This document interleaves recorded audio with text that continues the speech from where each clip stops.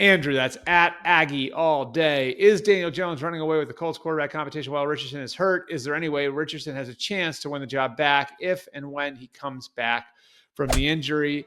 Andrew, that's a great question. And my answer to it is yes, because the Colts still have a heavy investment in Anthony Richardson. They're not looking for him to fail.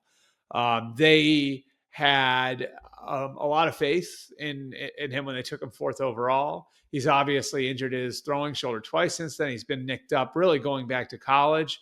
And there have been things that aren't injury related that have gone the wrong way too. Tapping out of that game last year wasn't great. So a lot of things have gone wrong, but this is still a guy who went fourth overall. And this is still a regime in Indianapolis that was responsible for that pick. The general manager, Chris Ballard, and the head coach, Shane Steichen, their fingerprints are still on the selection of Anthony Richardson, fourth overall. And so Richardson turning the corner, the light coming on for him is not a bad development for those guys. So they are not looking for that not to happen. The hope is that will happen and that they've got a real decision to make.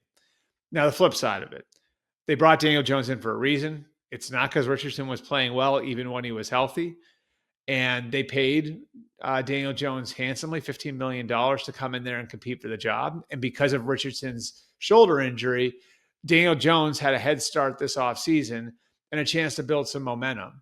And if you're going with how Richardson ended last season, and then the decision that they made as a result of how he ended that season, and then the momentum Jones has built over the course of the spring, it at least creates the picture where Daniel Jones has a lead here and Richardson has significant ground to make up. But yeah, I mean, he can win the competition by being the best quarterback.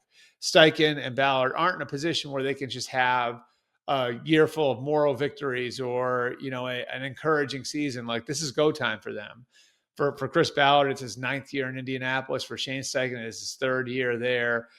There's obviously the ownership turnover, which sometimes can lead to change. So whoever's the best answer, that's who's going to win the job. It's not over for Anthony Richardson, but he has ground to make up.